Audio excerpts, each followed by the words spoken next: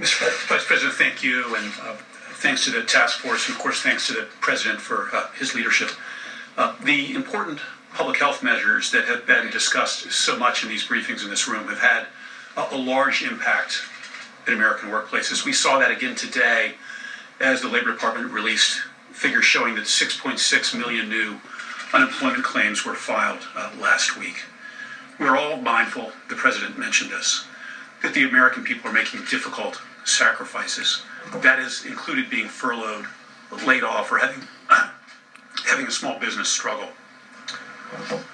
That said, American workers can be encouraged by how swiftly and comprehensively the President and Congress have responded.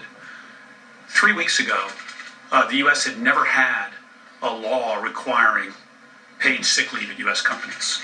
But 3 weeks ago, the President signed the Families First Coronavirus Response Act, which did provide paid sick leave, as well as expanded family and medical leave for employees at small businesses, with those small businesses being reimbursed dollar for dollar for having provided that leave. Last week, the Labor Department issued rules to implement these leave requirements of the Families First Act, and we've been in near constant contact with employers and employees to help them understand the law, and in a number of cases already, to help workers get the leave that they were entitled to. Another unprecedented benefit for workers was provided in the CARES Act less than 2 weeks ago.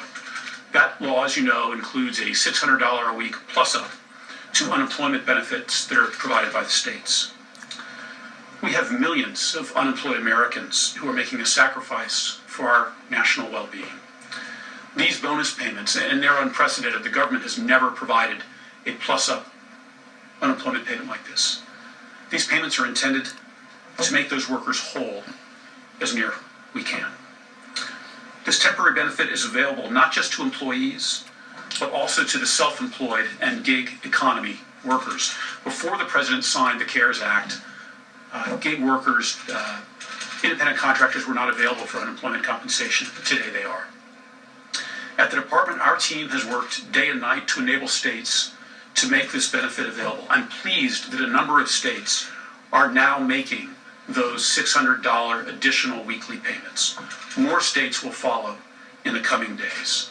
How long it takes will vary by states. Some states' systems will take longer, but we at the department will continue to support them. We have already dispersed $500 million to states to help them with their systems and making these payments. We have another $500 million that we're ready to release.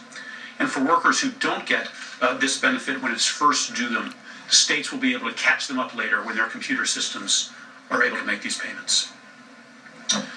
Let me add that we're also mindful at the Labor Department that many Americans remain in the workplace, including on the front lines in our hospitals, as well as our emergency responders. My department's Occupational Safety and Health Administration, or OSHA, has been providing guidance to employers and employees on coronavirus since the early days of this health emergency. We are fielding and responding to calls from workers worried about their health, and sometimes from workers who believe they've been illegally disciplined by their employer for expressing health concerns. We will not tolerate retaliation. OSHA will continue to work with workers and employers to keep workplaces safe, using all the tools available to us, including enforcement if needed. I wanted to finish by commenting on the Paycheck Protection Program, which we heard about earlier, run by the Small Business Administration. This, of course, is loans to small businesses to enable them to meet certain costs, including utilities, rent, and, most important from my perspective, payroll. As you know, if these companies receiving the loans keep their workers on payroll, these loans are largely forgivable. Here's why that program is so important from my perspective. We're seeing unemployment filings right now of a like that we've never seen before. But these numbers aren't the result of an underlying weakness to our economy. Our economy has been vibrant, incredibly strong just weeks ago.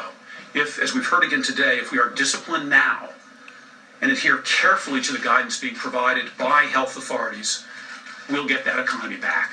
The president spoke at the State of the Union of the blue-collar boom we are experiencing. We want to lay the groundwork now for a blue-collar bounce back. We'll get there in part by helping companies hold on to their workers, which is what the Paycheck Protection Program does. Keep them on payroll so that when businesses are ready to reopen, they have the workers they need and Americans have jobs. We will continue at the department, and I know here at the White House, to be laser focused on American workers and jobs until this is done. So thank you very much. Very well done.